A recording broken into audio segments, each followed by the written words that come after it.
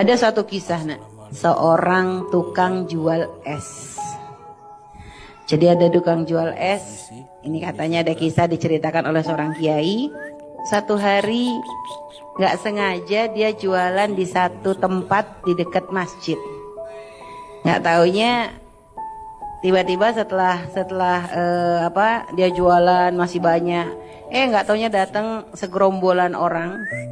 Segerombolan orang kayak baru datang selesai acara gitu, lewat di depan dia terus beli esnya. Akhirnya orang ini penasaran, kok kayak baru datang rame-rame. Dari mana Pak? Ini kata orang-orang tadi yang rame-rame, kami baru pulang dari acara Maulid Nabi Muhammad SAW. Akhirnya di mana acaranya? Ya kalau acara Maulid Nabi mah ya diganti-ganti, pindah-pindah tempatnya. Memang besok masih ada lagi? Ya masih ada, kalau udah musim Maulid begini ya tiap hari selalu ada majelis. Besok di mana? Akhirnya dikatakan besok di satu alamat gitu lah, dikasih tahu alamat. Akhirnya besok si tukang jual es tuh mikir, wah ini tadi padahal yang datang cuma dikit, maksudnya ya segerombolan aja, ini aja udah bikin esnya dia laris. Berarti kalau dia jualan es di tempat yang di situ mengadakan majelis Maulid Nabi, mungkin esnya bisa cepat laris. Akhirnya pergi deh, cari deh besok alamat yang dituju. Bener, di situ ternyata ada acara Maulid Nabi yang hadir banyak. Nah, subhanallah, dia jualan di situ, esnya ludes dalam waktu singkat banget. Padahal biasanya dia jualan dari pagi sampai sore. Ini enggak, hitungan jam habis. Akhirnya dia senang, alhamdulillah, enak banget nih. Besok nanya lagi dia, di mana lagi besok acara Maulid Nabi? Kasih tahu lagi, ada di tempat ini. Datang lagi besoknya dia, habis lagi dalam hitungan jam. Pokoknya setiap dia datang ke majelis Maulid Nabi itu laris manis.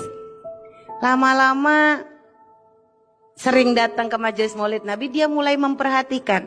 Selama ini nggak pernah, dia hanya jualan, nggak pernah masuk. Tapi akhirnya penasaran, kok orang pada demen sih datang ke majelis Maulid Nabi itu ada apa? Dia tuh pengen tahu. Akhirnya dia mencoba lebih dekat. Ternyata ngelihat di situ waktu pembacaan Maulid, udah gitu waktu mahalul qiyam, dia memperhatikan ada orang yang kadang sambil berdiri baca sholawat sambil nangis, air matanya menetes. Di situ dia tuh ada sentuhan. Loh kok kayak nikmat banget sih mereka itu.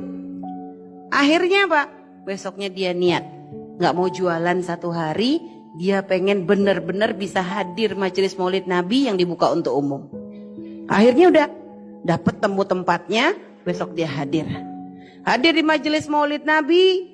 Saat itu dia ikut membaca Maulid, dia dengerin ikut membaca sholawat, lalu denger tausiah. Apalagi waktu pas mahalul qiyam, dia ngerasakan ada sesuatu yang masuk di hatinya. Dia ngerasakan kayak ada getaran khusus, sehingga dia tuh sampai nangis. Dia sampai, ya Allah, kok ternyata hadir majelis Maulid Nabi itu nikmat banget. Kenapa nggak dari dulu aku tuh hadir? Dia merasa bersyukur banget. Akhirnya rasa candu dia, kecanduan datang ke majelis Maulid Nabi. Keesokan harinya mulai ada peningkatan. Biasanya dia jualan, terus dari itu dia mencoba untuk hadir. Akhirnya keesokan harinya dia jualan, plus dia bagi-bagi es gratis untuk orang yang datang ke majelis Maulid Nabi. Sekali, keesokan harinya gitu lagi dia jualan, iya, tapi dia juga bagi-bagi gratis untuk orang yang hadir majelis Maulid Nabi. Senang dia, sampai ada orang yang bertanya, Pak, perasaan saya tuh lihat Bapak tuh kok sering banget bagi-bagi es gratis, emang nggak rugi? Akhirnya kata orang, saya tuh selama ini tuh belum kenal Maulid, nggak pernah kenal Maulid. Tapi waktu berapa ini saya dengar ngerasain hadir di majelis Maulid, saya kok ngerasa seneng banget. Jadi saya tuh kepengen berbagi kepada orang yang hadir majelis Maulid Nabi, supaya saya tuh bisa sambung dengan Nabi Muhammad SAW. Subhanallah. Kadang ada orang awam nggak punya ilmu, tapi ternyata kalau sudah di hatinya dititipkan rasa cinta kepada Nabi itu luar biasa. Nih loh, makanya introspeksi kita nih kadang sering ngentengin, karena kadang kita kebanyakan ilmu, akhirnya malah prakteknya kita kurang. Sampai akhirnya si penjual es tadi tuh niat, ya Allah, saya niat nanti tahun depan saya pengen ngadakan acara majelis Maulid Nabi Muhammad SAW. Mulai dia nabung sedikit-sedikit dari penjualan es, ada disisihkan untuk acara Maulid Nabi tahun depan. Terus setiap hari sampai akhirnya begitu memasuki bulan Maulid tahun depan, dia punya duit cukup untuk mengadakan acara Maulid Nabi. Akhirnya senengnya dia, ya Allah, alhamdulillah. Akhirnya bisa ngadakan majelis Maulid Nabi di rumah. Akhirnya belanja, dia ngundang 100 orang, gak tanggung-tanggung. Pengen siapin untuk 100 orang acara Maulid Nabi di rumahnya tuh, ngundang 100 orang. Dipanggil tetangga-tetangganya, diundangin semua, didatengin satu-satu, gak pakai undangan, didatengin. Datang ya, saya mau ngadakan acara Maulid. Datang ya, saya mau ngadakan acara Maulid. Udah gitu dia belanja sendiri ke pasar, dia siapin sama keluarganya, bener-bener hidangan untuk menghormati orang-orang yang datang ke majelis Maulid Nabi yang sudah disiapkan olehnya. Cuma tukang jual es ini kan ya di matanya orang-orang tuh kan ya orang fakir. Jika orang tuh mau datang majelis Maulid di tempatnya itu kok ragu, bener nggak nih? Akhirnya dia itu orang fakir kok. Ada tukang jual es, paling nanti di sana ya ada orang kadang kan datang Maulid datangnya pengen cari berkat. Ada orang model begitu. Akhirnya ya tetangga kanan kirinya tuh nggak pada datang. Ditunggu sama dia jam 7 malam ya, ngadain malam. Kok nggak ada yang datang? Ditunggu jam 8, nggak ada yang datang. Akhirnya gimana? Duh, ini kalau nanti kemalaman gimana? Ya sudah, akhirnya sampai jam 9 ditunggu, ternyata nggak ada yang datang. Akhirnya sedih dia.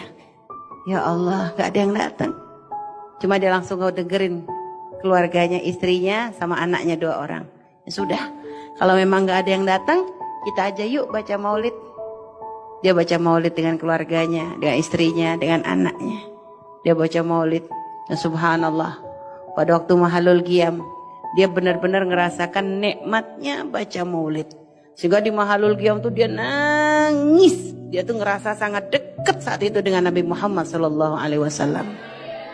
Dia nangis. Dia ngerasa bersyukur, ya Allah. Satu sisi bersyukur karena oleh Allah diberi kemudahan untuk bisa mengadakan majelis Maulid. Satu sisi sedih. Kenapa di saat dia punya keinginan mengadakan majelis Maulid kok gak ada yang hadir? Sedih dia. Ketika dalam keadaan nangis begitu nak, tiba-tiba ada yang ngetuk rumahnya. Ada yang ngetuk rumahnya. Setelah itu begitu dibuka oleh dia pintu itu, ternyata ada datang serombongan orang, ya, datang serombongan orang pengen hadir majelis Maulid tersebut. Dan ternyata di antara rombongan tadi dia melihat ada satu sosok yang sangat menakjubkan bagi dia. Satu sosok di antara tamu-tamu yang datang tuh yang di mata dia tuh ini orang nih ajib banget. Luar biasa banget. Dia tuh seneng, ya Allah ini tamu dari mana? Dia gak pernah ngelihat wajahnya, gak pernah tahu. Tapi ini dari hatinya nih kayak ini orang nih bukan orang sembarangan. Dia tanya, Bapak siapa? Akhirnya dijawab, aku Muhammad Rasulullah. Karena subhanallah, Nabi diberi kemuliaan oleh Allah bisa mendatangi siapapun dalam keadaan terjaga. Dan itu pangkat. Setelah itu subhanallah nak, kejadian itu benar-benar menjadi sebab dia semakin cinta dengan Nabi Muhammad SAW. Sholawat tidak pernah terlepas dari lisannya. Sampai menjelang kematian pun terus mulutnya terus bersolawat. Dan selalu dia berpesan kepada keluarganya, ngasih amanat, ngasih wasiat, sampai kapanpun minta kepada keluarganya untuk selalu mengadakan